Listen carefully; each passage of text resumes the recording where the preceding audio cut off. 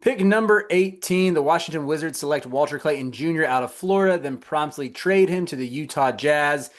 Dion, we've talked off air about this. Walter Clayton Jr. is someone who I still believe in as an NBA prospect. I know the archetype is in terms of this undersized two guard, it works against him, but he was such a bucket getter who came in during clutch moments throughout his career, especially this past year. I always go back to that moment against Texas Tech in the Elite Eight. We pulled the ball out, shot a contested step back three to give the Gators the lead with just under a minute to go. And in a game they were down by as many as 10, spurred them to the national championship, won the MOP there. But again, it comes back to some of the athleticism concerns, the size concerns. I think he's a better athlete than he gets credit for, but it's all going to be a matter of can he fulfill this role as like microwave scorer, backup point guard type, and emerge as like a really good sixth, seventh man. Where are you at on Clayton and what Pretty his out. Um, Pretty out. His fit in Utah, I think, is non-existent because fits don't exist in Utah at the moment. We're just shooting for the fences right now if we're Utah. And I don't hate that by any means, by the way. Like, I think Utah's in that position where you just hope for the best with everybody. And Walter Clayton is a boomer bust guy. I see a lot of people comparing him to Jamal Murray. Good luck. That's a really good basketball player who was also like a one and done too Mhm. in college. But overall, like I see some vision in what he could be in the NBA.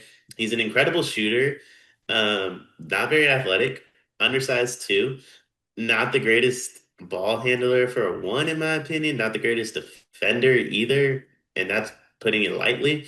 I think there's a lot of negatives to his game in terms of like the upside, in my opinion. But I think if everything goes right, you could get Andrew Nemhart out of him. Mhm. I'm gonna just fill the viewers in. We recorded this video already, and I completely botched Jalen Hands' name, so now we're re-recording it. Jalen Hands was a little bit rough on my part. Like that's probably like going a little too far. Ramon Sessions. Okay. Uh-huh. Ramon Sessions. Charlotte Bobcats legend, of course. Who could forget? Los Angeles Laker legend. He had a phenomenal 2.5 weeks for the Lakers when he played. I think Kobe was still on the team back then too. Um, Ramon Sessions could be what we're getting out of Walter Clayton, and that was kind of short-lived, if we're being completely honest. But hey, if everything goes great, maybe Jamal Murray, maybe Andrew Nemhart. Yeah, I think Murray is still that is too rich for me when you consider like the one and done pedigree. Murray was a reclass guy as well, who was lights out when he was young for his class when he was at Kentucky.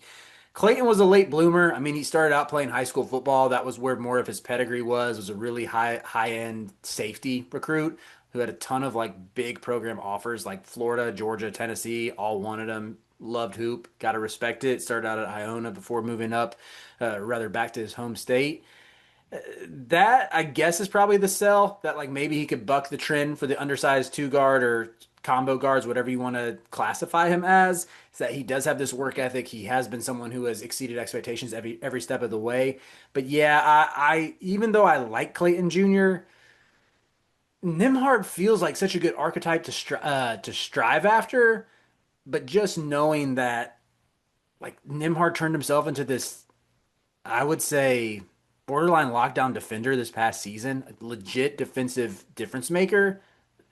That's where I see like Clayton Jr. I think has a ways to go to get to that. And that's not even that he was a bad defender at the college level. Like Florida was a top five defense nationally. I think they were all pretty good positionally, but yeah, I don't really think Clayton profiles as like an impact defender unless some large strides are made on that end.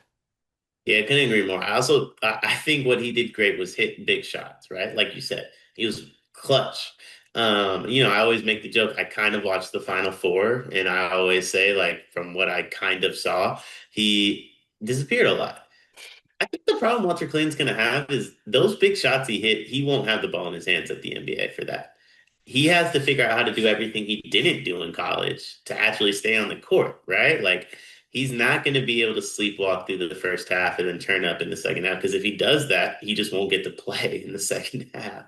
And I think that's probably going to be the biggest adjustment is like where we saw him shine isn't going to be where he plays at the next level, actually. Mhm. That's a really good point. Yeah, he's not going to be asked to make clutch time plays.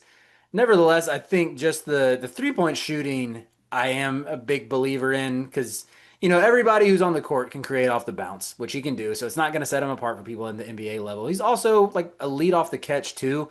And I think the shooting should translate immediately. I believe in his ability to create his own offense and create separation and just be able to get his shots off that I think will get him time. And look, you've been saying it in terms of Utah, they're going to be in tank mode. Like he will get opportunities. And their guard room as a whole is just very, very mid. From Keontae George to Colin Sexton, who, I mean, maybe he's even on the move within by the end of the week. Like they just have a bunch of dart throws at guys who were somewhat talented that they hope stick, usually in this range. Maybe Clayton's the one that emerges from it. Maybe he's never more than like a low end role player. Regardless, got to give respect to the career, got to give respect to his path. Hope the best for him.